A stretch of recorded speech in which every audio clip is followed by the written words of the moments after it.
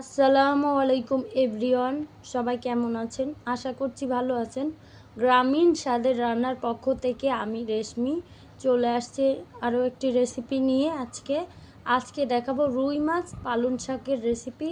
তো এখানে পালং শাক কেটে নিয়েছি, কেটে ধুয়ে রেডি করে নিয়েছি।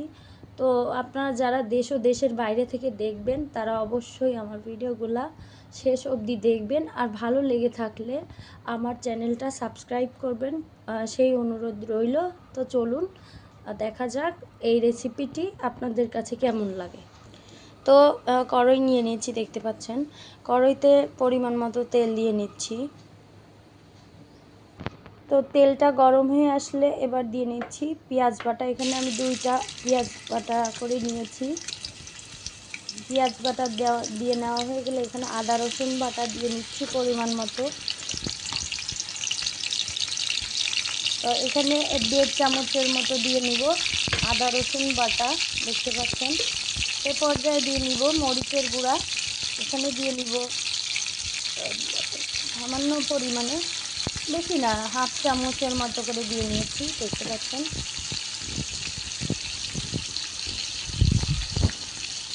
এবার দিয়ে নিচ্ছি 1 চামচ লবণ। আরও স্বাদের জন্য আরও একটু দিয়ে নিলাম। এবার জিরা গুঁড়া দিয়ে নিচ্ছি 1/2 চামচ।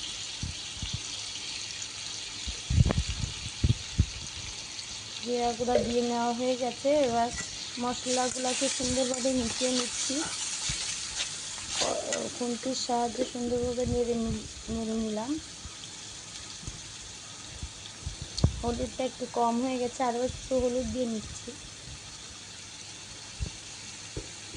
দিয়ে আবারও ভালো করে নেড়ে চেড়ে নিচ্ছি। নেড়ে চেড়ে নিয়ে সামান্য কিছু পানি, মশলাটা যাতে পুড়ে না ওঠে আগেই দিয়ে নিচ্ছি। সামান্য কিছু পানি দিয়ে ভালোভাবে নেড়ে চেড়ে নিচ্ছি। এতে করে আপনার মশলা যেটা হবে এইটা পুড়ে ওঠে না, আর মশলার স্বাদটাও অনেক সুন্দর আসে, স্মেলটাও অনেক সুন্দর আসে। এবার মাছটা ভেজে রেখেছিলাম ওটাকে দিয়ে নিলাম। দিয়ে এবার মশলার সাথে ভালোভাবে কষিয়ে নিব। কষিয়ে নিয়ে মাছগুলোকে আবার তুলে রাখবো।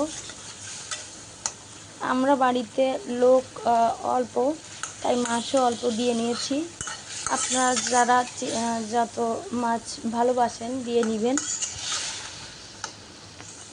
তো এখানে ঝোলের পানি কষানো, এটা জাল হয়ে আসছে দেখছেন। এর মধ্যে দিয়ে নিব কেটে রাখা পালং শাক। তো শাকগুলো দিয়ে নেওয়া হয়ে গেছে। এবার মাছগুলোকে দিয়ে নিচ্ছি। এই যে মাছগুলো দিয়ে নেওয়া হয়ে গেল। এবার ঢেকে নিব। ঢেকে দিয়ে দিচ্ছি, কিছুক্ষণ ওয়েট করব তরকারিটি হয়ে আসার জন্য। যে আবার দেখতে চলে আসছে, দেখেন কি সুন্দর হয়েছে, অনেক সুন্দর হয়েছে কালারটা। দেখতে পাচ্ছেন কত সুন্দর কালার হয়েছে। শেষ হয়ে গেছে তরকারির রেসিপিটি। অনেক সুন্দরভাবে অনেক অল্প সময়ের মধ্যে আপনারা চাইলে এই রেসিপিটি বাসায় ট্রাই করতে পারেন। তো আজ এই পর্যন্তই, দেখা হবে অন্য কোনো ভিডিওতে। সেই সময় পর্যন্ত সবাই ভালো থাকবেন, সুস্থ থাকবেন। আসসালামু আলাইকুম।